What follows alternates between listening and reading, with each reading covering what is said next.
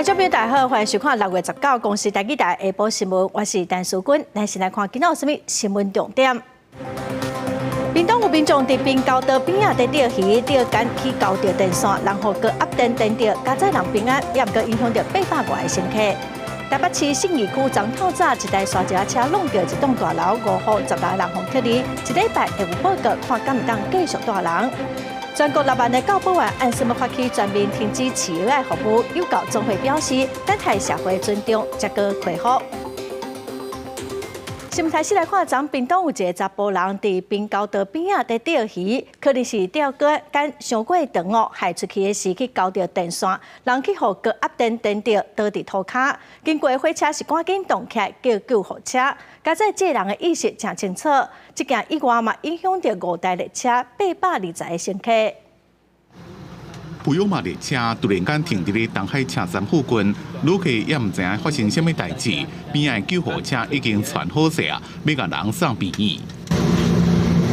一位42岁姓李的查甫人，礼拜到铁桥路甲渔温之间的排水沟钓鱼，无想讲5.4公尺长的钓钩，敢若是去交着铁路电线，和高压电电着倒伫咧涂骹，骹手拢无感觉。患者表示遭铁轨旁疑似遭高压电电击。九幺评估患者左手及左脚有电击伤，现场给予烧烧伤处置及评估生命真相，现场稳定。经过317次普悠玛列车发现了停车通报，好加在这个查甫人一个知影人送去病院急救。警方即马也要调查，若这个查甫人确实是撞入去铁道禁区，将会以违反铁路法上班。有一男子在屏东县嘉东乡轨道旁的渔温水沟钓鱼。不慎遭高压电电击，目前伤者在医院治疗中，发生原因及后续责任仍待警方调查厘清中。这件意外总共影响5列车，大概820位旅客。经过电力人员确认拢安全了，下到5:47分恢复正常通车。铁路警察呼吁民众，莫伫咧铁路边钓鱼，或者是摕翕相钩伫月台顶，或者是有电车线的所在翕相，才袂去电到。记者综合报道。再来看台北市信义区，伫昨透早有一台沙石车弄着一栋大楼，市政府是赶紧疏散5户10来人，嘛伫大楼装6支钢条来加强结果。早起台北市监管处甲住户，佮有新北市的结构技术等单位到现场勘查，上紧1礼拜内调查报告会出来，才来决定讲住户敢会当搬转去住。监视器顶悬的画面，一台山石车直接撞入去路边公寓的牛条，不出白烟。代志都发生伫10月透早，住户为困忙当中拢行一条。你看那个柱子整个断了以后啊，那个柱子啊跑到他那个车子上面去，整个弯掉了。登记甲事发地点的电话卡将近50年的老公寓，除了疏散5户10来人，也紧急装6支 H 型钢条来支持，管暗头补强。只是6支条将店面围掉咧，未来安怎做生意，店头也真头疼。要看结构师的鉴定起来，他才有办法判是围楼还是那个可以拆除啊。台北市府监管处会同上北结构技术工会甲住户上楼每一户勘查，除了使用精密仪器测量是毋是有出去，也进一步确认建筑物结构是毋是安全，都惊地动一来效果不堪设想。他当初的结构设计荷重是多少？那因为现在是6根钢柱在支撑着，它到底够或不够？侧向力、垂直力是现在分布的情况是怎样？我们会去做一个了解。我有要求所有的焊接要在确认一下，全部所有的环绕焊都要切实的再焊好。所以我们昨天到告一段落才收工。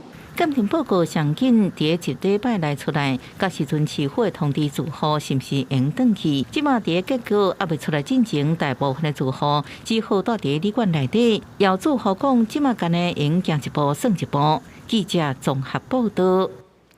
来关心新北市幼儿园饲囡仔药仔案件继续的传烧，卫生福利部公布10指毛囡仔防验出微量的苯二氮丙类的药物反应。新北市政府今仔证实讲，进前邦桥有4个验出微量苯巴比妥药物的囡仔检体，已经搁送去台北营总检验了。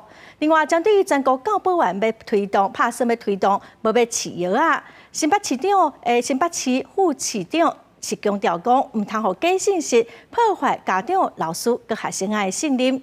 行政院长陈建仁嘛表示讲，行政院已经成立跨部会小组，会来确定所有检验的标准，望讲会当稳定幼托体系。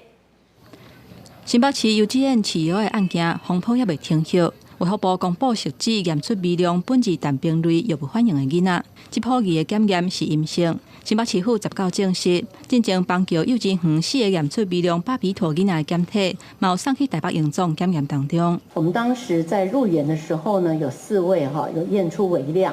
那这4位的这个检体呢，我们都已经送到北荣的质谱仪去做检验，那目前是在检验中。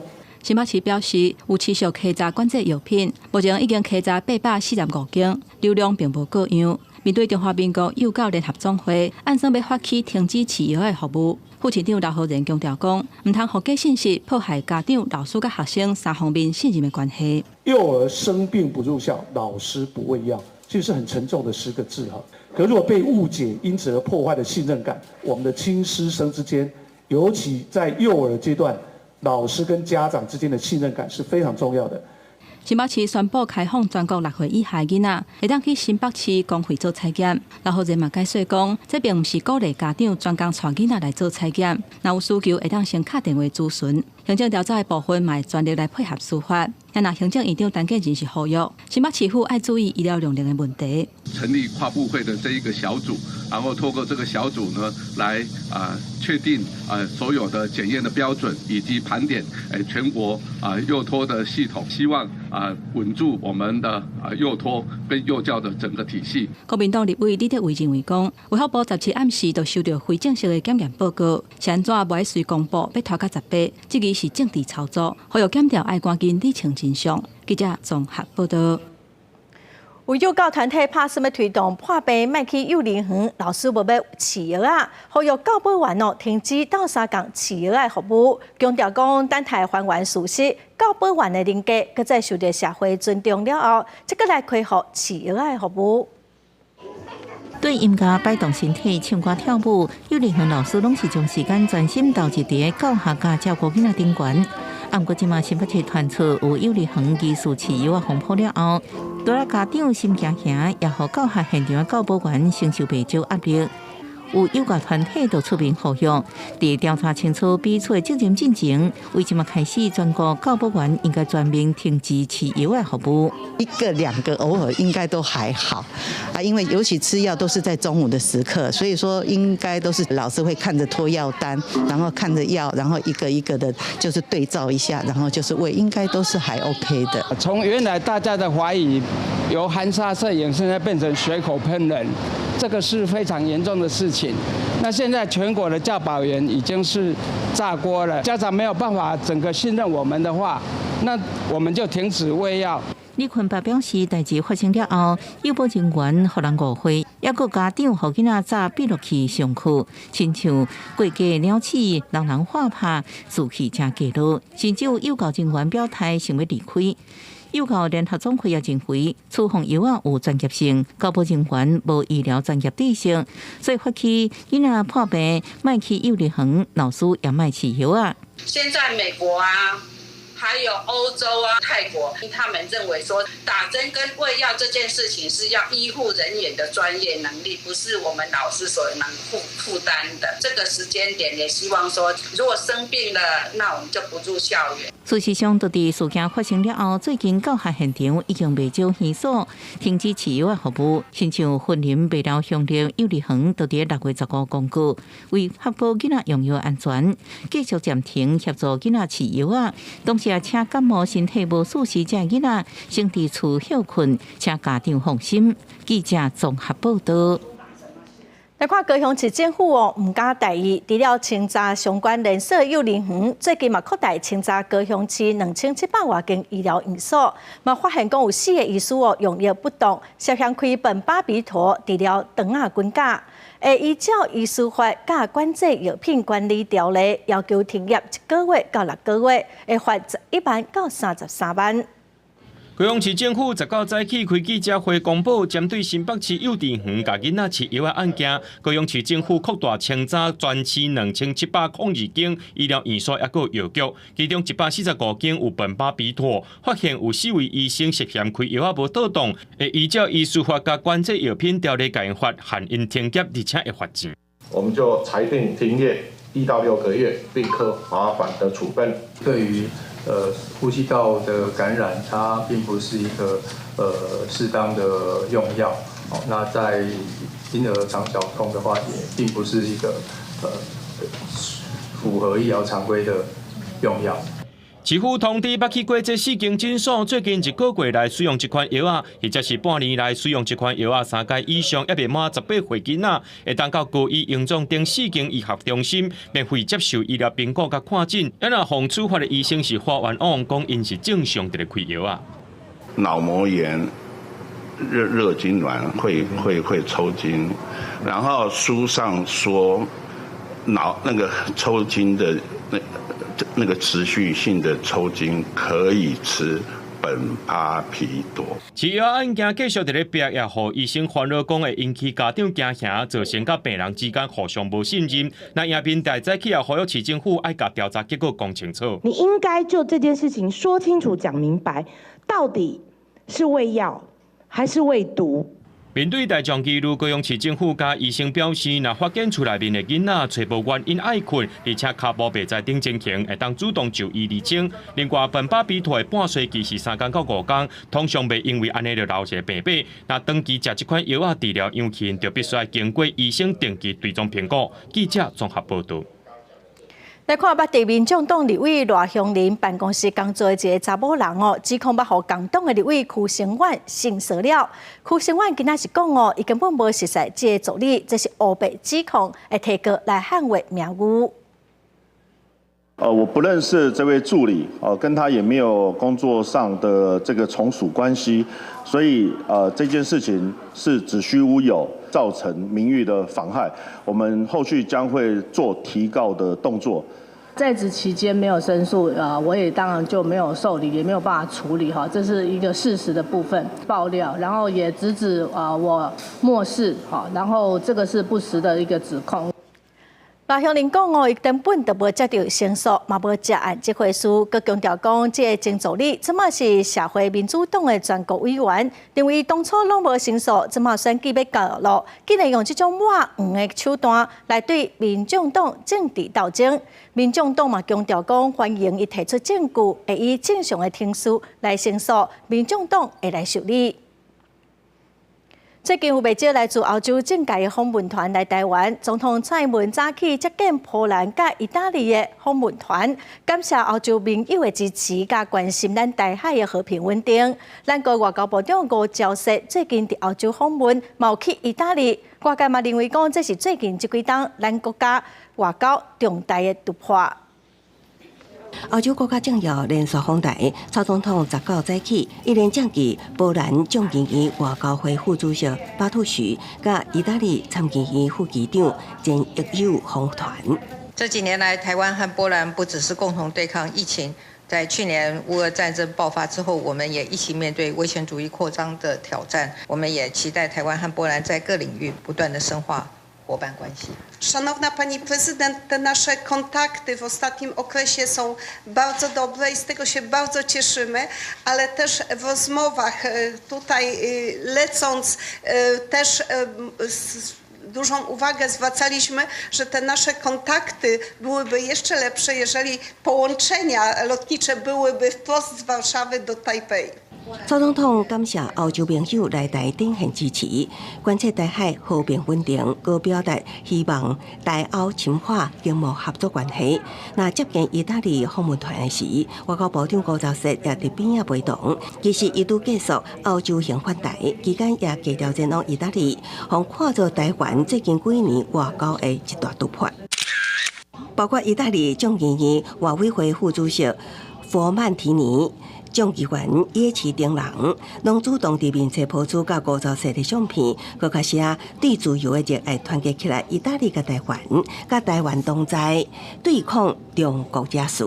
高昭实出行也访问捷克、波兰、欧洲总部所在地比利时布鲁塞尔，强化甲欧洲国家的非正式关系。近年来，这个台欧关系确实有这个升温的这个现象。非邦交国家，我们如果双边有一些相互有利的议题的话，本来就会有一些更多的这个交流。那希望透过高层的互访，能够来更紧密的来促进合作。学者指出，在欧洲国家主流民意对中国产生疑虑的时阵，台湾应该把握时机，和台欧之间的交流互动，实际推动扩大国各领袖在面。记者综合报道。国际新闻来看，美国国务卿布林肯参加中国外交部长秦刚伫北京会谈，双方会谈5点半钟。布林肯嘛邀请秦刚去美国访问哦。今仔第2天是安排甲中共的中央外事办主任王毅见面。外界正关心讲布林肯这撮敢会甲中国国家主席习近平见面呢？目前的公开行程哦是阁还未有安排。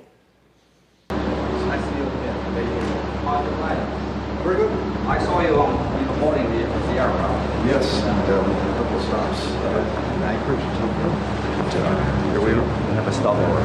中国外交部长秦刚甲美国国务卿布林肯问好协商了，就进行5点半钟的会谈。根据中国媒体报道，秦刚向布林肯表示，台湾问题是中国核心利益，是中美关系内面上重要的问题，也是上清楚可见的风险。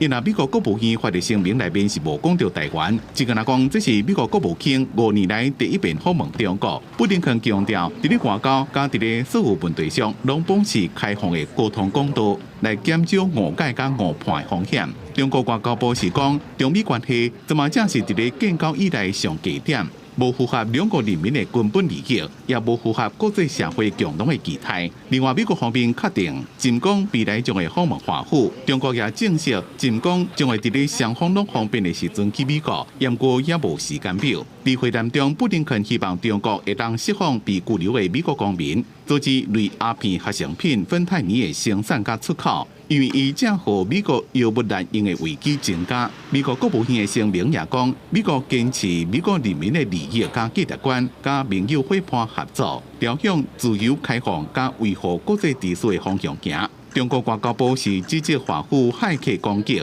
讲网络治安正少通报，也希望美国对中国的认识爱客观理性，甲中国制定合作。目前双方对一向坚持的立场是拢无退让。公司新闻黄文玲编辑。来看乌克兰南部赫尔松一个水坝轰炸掉，造成附近大淹水哦。纽约时报访问专家指出，讲有证据显示水坝的空道有防抗炸药。有法律专家调查嘛显示讲，这是一场攻击，有可能是罗西亚藏的炸药。水坝出现一大坑，大水流出来，真侪都市拢淹去。乌克兰南部赫尔松俄罗斯控制区内新卡科夫卡水坝设立技术遭到破坏。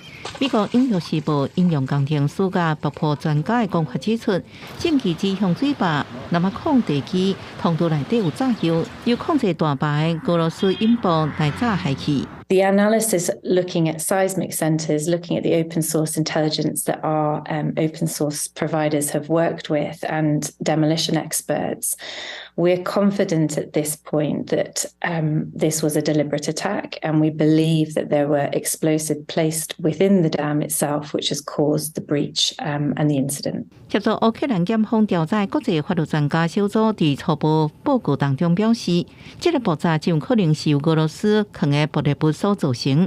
新卡克服卡水坝，互人早海去地处水位泛滥，已经造成的死亡提悬到45人，3600多人脱离，受影响差不多有25000人。Мы сидели несколько дней, мы на улицу не выходили, мы воды, мы земли не видели несколько дней. А вам подвозили там воду или что? Да, нам волонтеры привозили воду. Мы благодарны. Питание, хлеб, все нам это привозили волонтеры. 目前俄乌双方拢指向对方。纽约时报引用工程所的讲法，只有将水坝抽完水了后，彻底检视才能确定损毁的原因。另外，俄军伫南部反攻夺回扎波罗热地区南部一个村庄，是这个月初发動反攻以来第一場勝利。Настрій бійців, солдат дуже піднятий, бо знають, що ми рухаємося вперед і визволяємо свою землю. І бойовий дух дуже високий. 车路边的建筑一片绿葱葱，边顶悬拢是枪支坑，厝内也真乱。这是俄军最近收复的俄东顿的刺客地区一个城镇。不过俄罗斯国防部发布影片显示，透过无人机的攻击，拍退部分的俄军。乌克兰总统泽伦斯基是否认俄国讲的摧毁俄军爱国者飞弹的讲法。公视新闻邓慧仁报道。来看瑞士阿尔卑斯山的冰川是溶甲真紧，民众感受到全球暖化影响。昨举行新的气候保护法案的全民公投，要求瑞士伫2050年进前就要实现净零碳排。公投结果显示讲有60%的民众支持。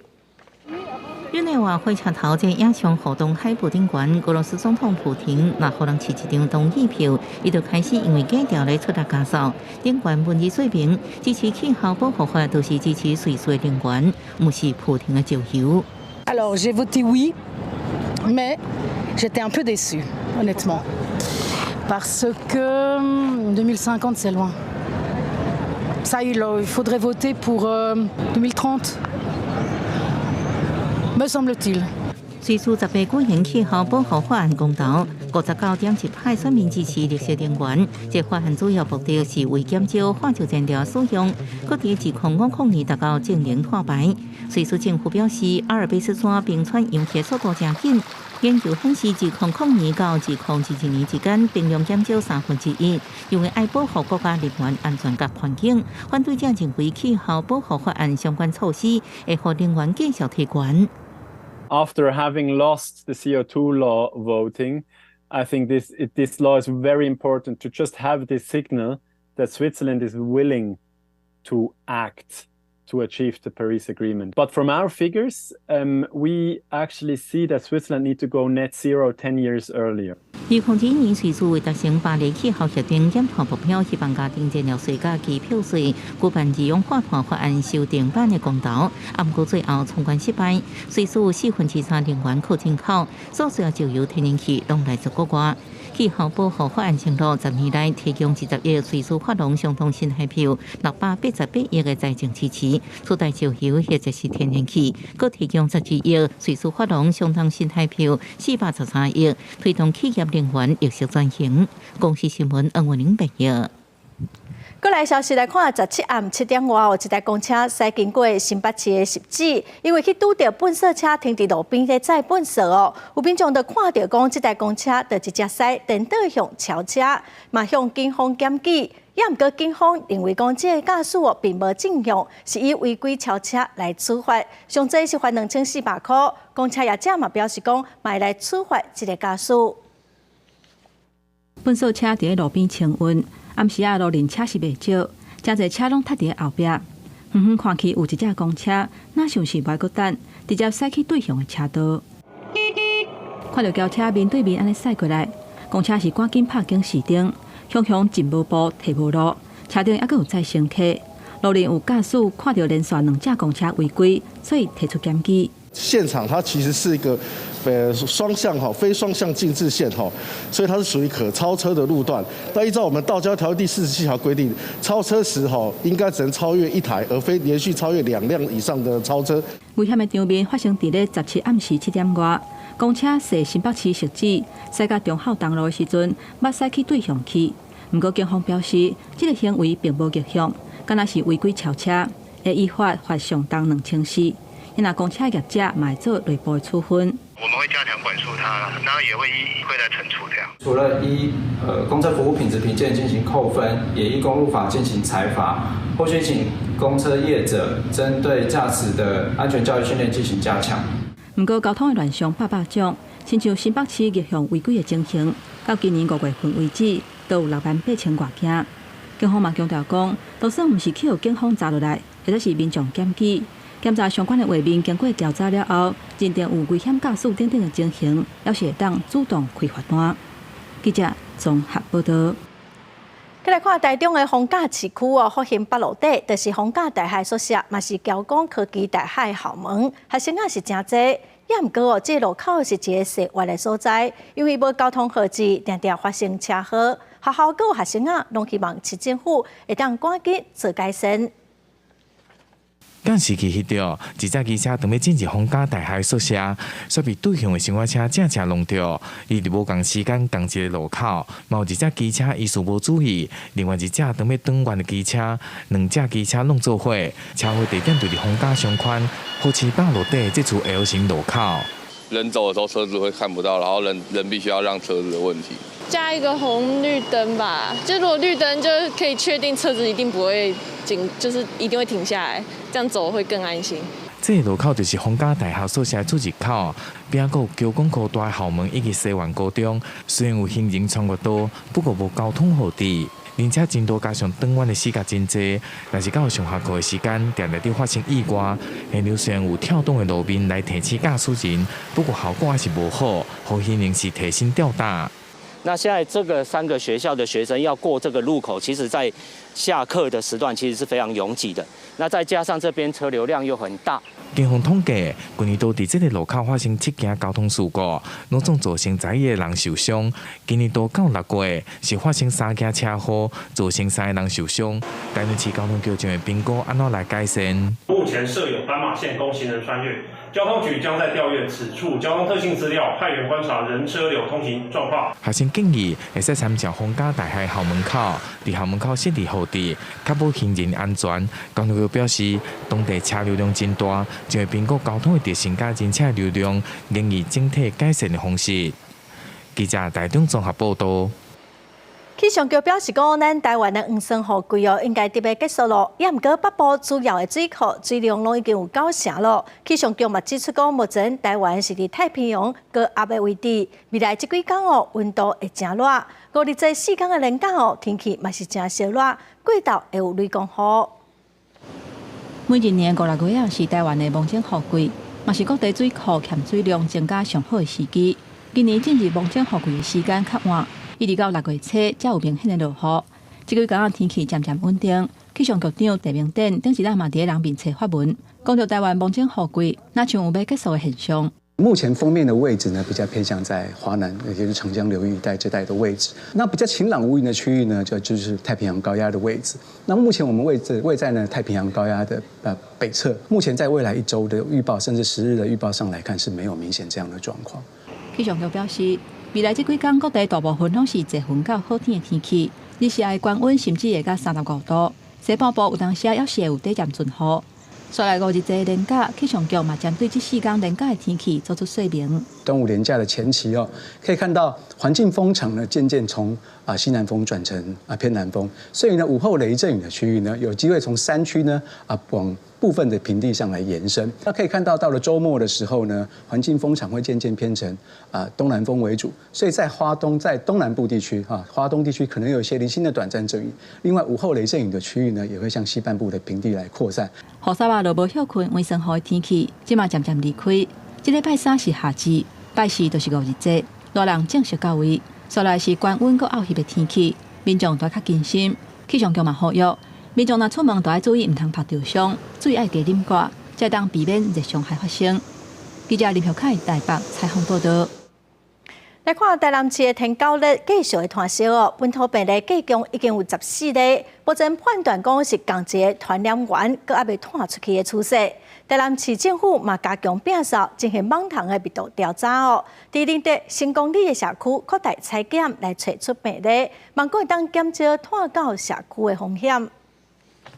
仁德区公所的人员加加好好检查户外环境，就是看到积水物件会该协助倒掉。上惊的就是这水无倒清气，会造成碳白板。其实已经不多了，不多了，但是我们会同时注意它的脏乱点。对，民众在自己住家附近的环境自己清理，这个是最有效、最快速的。对，每一天都必须要有人，在我们里内、周遭、附近做好我们那个稽查的部分。台南市天狗节已经继续拖10倍，下晡搁再公布增加3个病例，其中2例是晚近东区，一例是伫咧仁德区。目前是扩大采检的时阵抓到的是拄防传染，带做伙人暂时无技术症状。目前疫调结果显示无团开现象。累积台南本土病例有14例，卫生局也继续伫咧仁德成功子活动中心设扩大采检站来检着送电棒片啊，一直到治愈为止。因为我也担心那个登革热会传染到我啊。台南市卫生局表示，18伫成功里顺459户，其中阳性有5户，发现到185个积水物件，其中有11个验出阳性，目前全部清掉药出药啊。现场有开5张寄发单，呼吁全民做伙来防治天狗节。记者综合报道。因为台南市已经有14个天狗类的本土病例，边个高雄市政府15就伫高雄北边的内行政区设指挥中心来监控环境甲疫情。早起嘛去行德港市场来检查就发现讲有所在积水，阁有网塘，要求就爱马上变好清气。高雄市府派人去到渔船顶悬检查，伫咧船边挂咧防止弄潮的链拢切开，才袂积水。不过伫咧便所这边，所掠到排水管漏水，涂骹有生青池，嘛会当看到网仔伫遐硬硬飞。另外一边的大卡桶嘛会当看到桶底积水，这拢有可能会生网仔。从6月15号成立了北高雄6区的指挥中心以后，其实我们每天都针对每一个区提出的问题，我们都马上及时解决哈。最重要的也是我们的社区的动员哈，还有社区的资深员清除。市府表示，伫咧高雄、嘉定、乌来、路德、阿莲、公山、甲田寮这6个行政区甲台南小瓦近，就要注意来预防天狗热。15已经成立指挥中心，要来做防治甲监测，而且天狗热的病例咧增加，嘛互居民真烦恼。种水沟阮有逐礼拜会清啦，阮会绕海水就互清安尼啦。海水伊网塘敢唔敢味啊？你若食水会味网塘啊。我这登革热袂惊呢。安尼要安怎？因为伫台南介济年。爱迄落啊，爱有红啊。市府早起伫咧行德港鱼市场除药啊防治网仔，顶礼拜市府嘛伫咧私人医院的旧校区发现大量的积水，也有真侪所在查出有摊病网，市府有甲因开发告发。另外伫咧东方设计大学嘛有一寡所在有趸本数出现积水，这2间学校拢互人限期爱整理环境，改善高风险的问题。记者综合报道。再来看宜兰头城的大坑因为海涌真大，海波已经倒退几百公尺，网站甲拢看现。地方是望讲当地应该设至少20公尺悬的布花，才有法度互海水满流的时，袂淹入去社区。第一河川局是强调讲，当地目前无应该无啥危险，会继续监测，请民众毋免伤过烦恼。沙坡严重落去，断层比人较悬，大约3公尺。用来过沙的巴掌甲拢捅出来。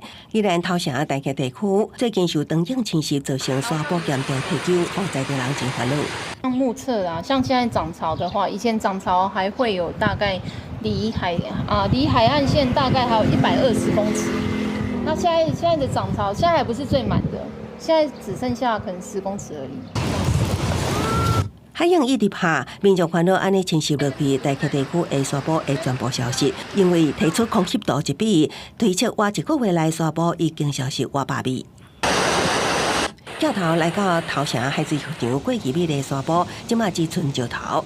这甲大溪同款，伫乌石港兴建了后，受毒体效应的影响，沙坡一直消失。地方认为，公部门应该思考伫当地新设20公尺悬的堤防，搁伫外边放马站角，才当避免海水淹入社区，守护民众生命财产安全。一旦海浪翻过堤防，淹水的就不只是大坑堤，而是整个旧头城市区。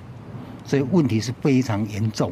那按照过去的一个经验过一阵子之后，它的漂沙自然会再回移回来。那我们局里面也会持续的监测。第一号船桥表示，去悬悬的堤化会严重影响景观。那维持自然海岸是国际永续指标之一，中央的政策也是安尼。各地海岸已经无够增建人工化海堤，目前当地的海岸堤甲现有的海堤，拢也无安全性的问题，功能正常，会继续监测。记者综合报道。去年9月8日当花莲南区灾情正严重，国科会委托台等地质专家伫玉里来进行断层的研究。嘛，伫71当前玉里大地震上严重的所在，乌一个3米深的沟仔，结果嘛发现讲2届的大地震断层拢是向倒手并刷。为着要了解去年9月8大地震断层结果，台大地质系等专家学者4月份开始，伫对面广场代表破裂上严重的所在，向下面挖3米沟仔，果然发现断层向倒边刷动的证据，甲71年前玉里大地震的情况差不多同款。左移的分量，然后没有什么垂直的变形。那同样呢，在这个地方就通过校舍的地方呢，左移大概有30公分左右的大小，所以其实玉里断层呢是台湾最早被认识的活动断层之一哦。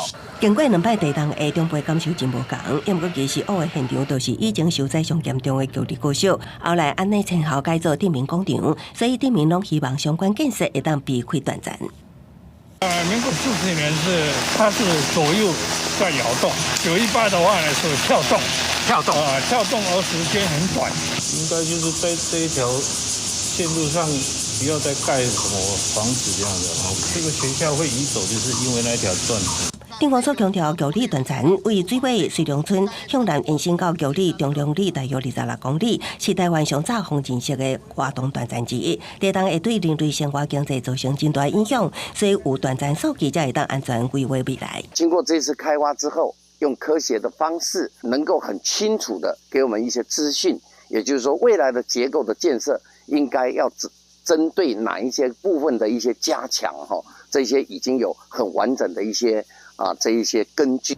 因为平时断层伫国内较少看，研究团队也为沟仔下面的高墙即时发现历史站变形分野，研判活动已经继续1000年，政府研究阶段。记者综合报道。再来看行政院扩大公共运输的补贴，3档要投入200亿的经费来补助地方政府推出通勤月票。7月初1就要开始咯。今仔早起，交通部长王国材嘛去代替中立站甲各道客运站视察。通勤上下班的人，每个月拢会开袂少伫坐车，为了减轻通勤族的负担，行政院扩大公共运输补贴的计划，投入3年200亿的经费，甲地方合作。规划真优惠的 T-Pass 通勤月票，这张基88套通勤月票只要12块，会当坐火车、公路客运、捷运、甲市区的公车等等。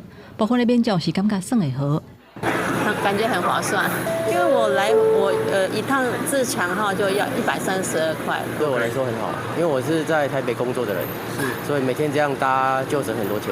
那这样可以省多少？你觉得？大概快省1000块吧，每天来回都100多啊。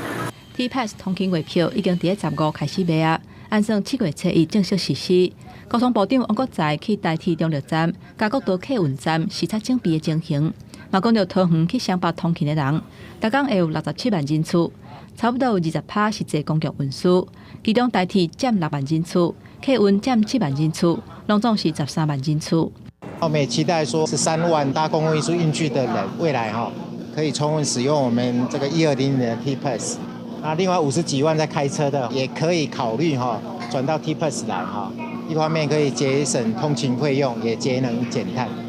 交通部表示，代替各道客运、公路客运买 T-Pass 月票，甲相关的通路、出入车站的动线，也有指引的标示，拢已经完成。嘛特别要求旅客运量特别大，代替中立站、甲桃园站做压力的测试，包括临时状况应变的处理。记者综合报道。来看总统蔡英文提名4个司法院大法官的遴选，立法院嘛加开临时会来处理。今仔嘛召开公听会，也毋过学者是认为讲被提名人无出现伫公听会，专家学者的意见是讲互谁听咧。另外，针对防提名人之一的律师尤必祥的争议，专家嘛强调讲尤必祥毋是因律师界推荐的代表。立法院加开临时会处理大法官人事款案，19举行公听会，真侪学者专家参加。国民党推荐学者认为，4位被提名人无回应社会质疑，也无出现在公听会。大法官审查就是照流程，学者意见只是拍空气。我怎么没有看到这个被提名人啊？那我提的问题跟这在打空气嘛？审查委员在审查意见上的一些方向跟参考。那因为立法院现在有直播，所以包括委员或者是被提名的大法官，他们也都可以在现在的直播上面去看到这个您的宝贵意见。真侪专家表示，大法官被提名人免正做政治病场，亲像陈忠武被质疑，伫转型正义意识形态过分明显。尤碧雄捌讲大法官需要真悬的道德操守，却被指控捌教唆违政。学者质疑尤碧雄是不是适任，也认为蔡总统呼吁律师界声音。尤伯祥尤律师不是律师界推荐的代表。好，那我必须要说，总统为什么忽略律师界的声音，自己去提名了尤伯祥？这一个部分，总统应该要给出清楚的交代。被提名人本身是职业多年的律师，是否为律师界推荐，目前要先看谁代表律师界。我想。被提名人本身在相关的民间司法改革团体服务多年，也尽力的为司法人权做努力。民进党团推荐学者洪书德指出，台湾多加一 CPTPP 的关键时刻，建议立法审查时阵，应为台湾如何加做符合国际资格经济体作为宪法的核心思考。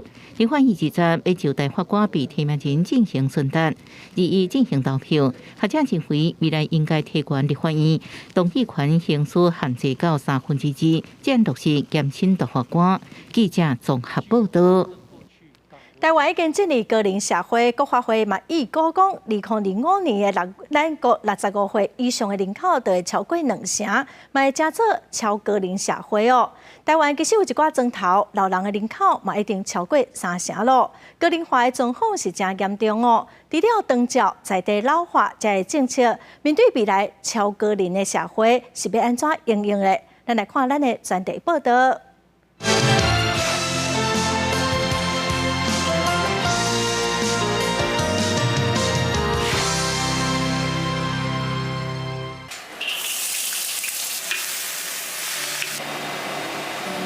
今年64岁的美珠姐脚手溜俩，一个人伫灶骹无用煮食。这顿毋是煮互家己食尔，是煮买30人份，甲社区共餐的时代斗阵食。每一个人拢会老啦，咱若食到70岁啊吼，公有人煮互咱食，安尼嘛是介幸福啦。美珠姐讲，伊虽然退休啊，但是用少年时代服务高龄时代的精神，也是来服务大家。台湾高龄化速度真紧，估计2015年就会加做老人人口20%以上的超高龄社会，速度又要是世界上紧。日本甲老人人口超过50%的所在，号做极限传录。台湾总人口来看，可能2070年就会达到43%。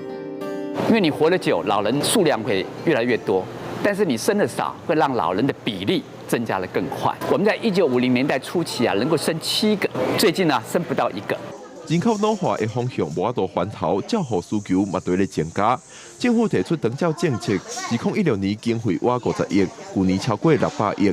因内现主时嘛有超过22万的外籍移工投入国内的看护工课。长期关心老人福利的立法委员吴玉琴认为，世界拢在欠工，台湾受过依赖外籍看护也是问题。现在是几乎都在抢人的大作战，然后因为整个不止台湾缺工，日本那边照顾服务人力也是缺工，好的劳动条件以及好的台湾的一个环境，应该会是吸引他们的一个动力。本来我嘛是想讲旧年要退休哦，但是就是感觉讲还佫较好手的，真会当有啥物无爱做一寡工作。台湾面对高龄化，除了爱关心长照的议题，即马医疗进步，时代也通过一摆投入社会服务。现代人为退休到老去，平均会当佫食20到30年。现主时社会上嘛开始有团体有意识咧呼吁政府，老人的政策袂使只有长照。台湾今嘛退休500万人，政府嘛无政策啊，就是长照，所有产品都要品牌年轻化，没有人家在做高龄品牌。刻板印象就认为退休后就是养老，然后休闲，退休后的人生第三人生，怎么样成为有用，然后成为社会在贡献的人。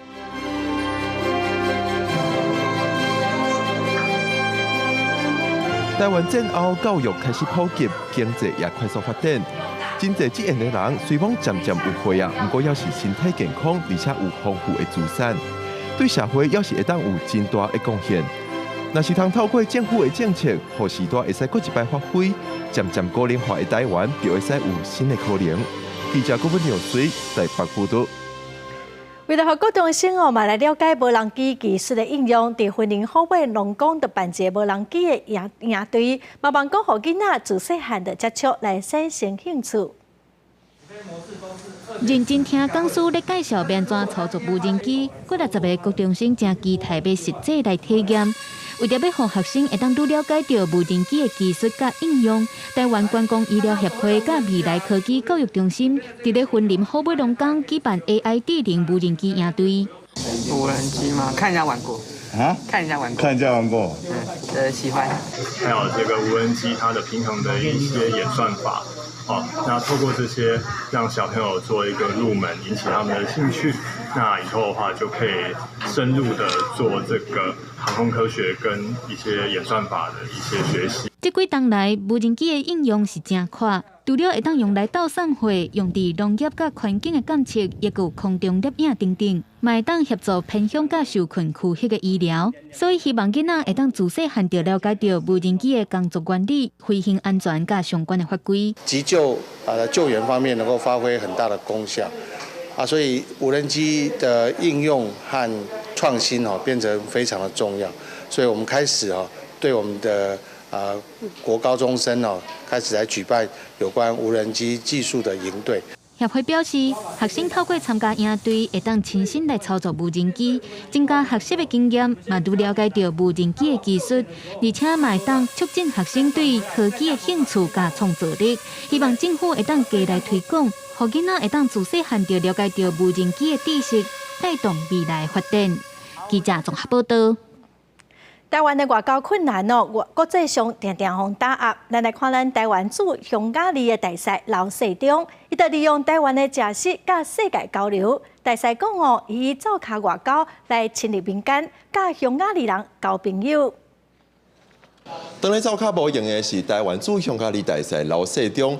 刘世忠意味是来甲各国朋友交流，就是一种刘世忠为台湾外交找出路的方式。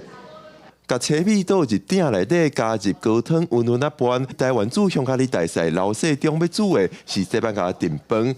刘世忠本身就爱煮食，自2010年开始担任驻匈牙利大使，就开始以各款美食甲世界各国做朋友。一寡政治界的人，嘛有一寡学术界的人，嘛有一寡学生啊。比如我伫遮，比如讲我去煮因的牛肉汤的时候，我也讲，阮台湾嘛有牛肉汤比如讲台南牛肉汤当然做法是甲恁拢无啥共啊不过我做一个台南牛肉汤，互恁食看卖。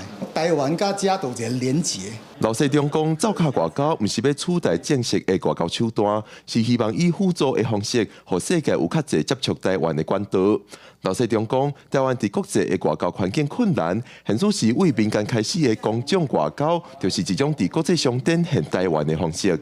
就是软实力，就是讲，伊会当讲，毋哪会当讲，你要讲啊足大声，你要做甲足有力的。比如讲，请子枫出来做这文化的外交，比如讲音乐，也是讲脚踏车运动，这拢是台湾包括半导体。刘世忠讲，台湾的声音虽然伫国际上互人打压，但是透过亲入民间的公众外交，会使伫世界每个所在展现台湾的才调，增加台湾互世界看到的机会。这种公众外交就是目前各界当咧拍拼的方向。记者郭文郑准由报道背书报道，综合报道。来看泰国曼谷有一间电影院举办优先跳舞的活动跳舞买单买票去看电影，一张票大约是88块的台票，也毋过是规定讲跳舞着爱穿着珠嘛爱放伫笼仔内底，也毋过嘛声真侪人带跳舞去体验。大家顶挂着西巴斯汀毛黑布瓦头的狗，甲其他天本一个主人，等下要入场看小美人鱼电影。有愈来愈多人爱饲天本，所以泰国曼谷的电影业者看准这种商机，办天本优先电影院。Bangkok is actually not a very pet-friendly city to say. So we kind of have inspiration to having the place for the pet owner to come and hang around and have a good time. 为着这场首映会，业者特别调整设备，将电影院内面的电火加声音拢调整到天本有法度接受。而且若人有位通坐，天本也有专属的位，也毋过天本入场同款来买票。每一个位99块泰铢，差不多大票88块。They have to buy the ticket for themselves and their pets. So the pet will cost them 99 baht per seat. And once they come into the cinema, we preparing them the diapers. So the pet will wear the diapers, and we asking the pet to become in the bag. We providing the big bag for the pet to sit in, and then they can enjoy the movie throughout the session. 虽然电影院对带天本入场有一寡规范，但也有人无赞成办这种活动。ไม่เห็นด้วย100%เพราะว่าสุนัขหรือแมวเนี่ยเขาก็มีเชื้อโรคของเขาอยู่แล้วนะฮะเพราะฉะนั้นเนี่ยการที่เข้ามาอยู่ในโรงหนังซึ่งเป็นที่อับนะมันก็มีโอกาสที่จะเผยแพร่เชื้อโรคให้กับคนอื่นนะที่เขาไม่ได้เอาสุนัขเข้ามา伫泰国饲天本的人真多，不过大部分的公园拢不准带天本入去，而且有主人认为，规场电影伫咧放的时阵，甲天本一直拢装伫咧天本底下内面，对因也是一种折磨，所以这种行销的手法要淡薄仔争议。公司新闻新录配编辑。下晡半天气，咱来看各县市详细资料。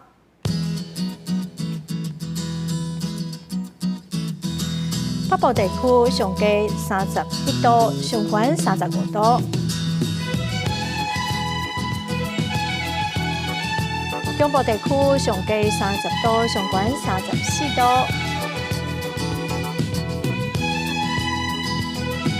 南部地区上低30度，上悬34度；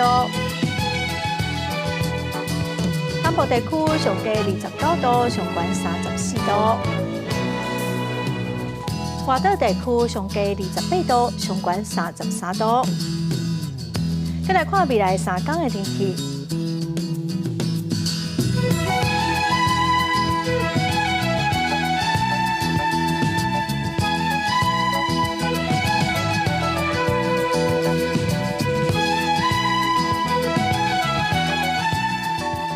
感谢观众朋友收看《公视台语台下晡新闻》，我是陈淑君，明仔载下晡3点，咱再会。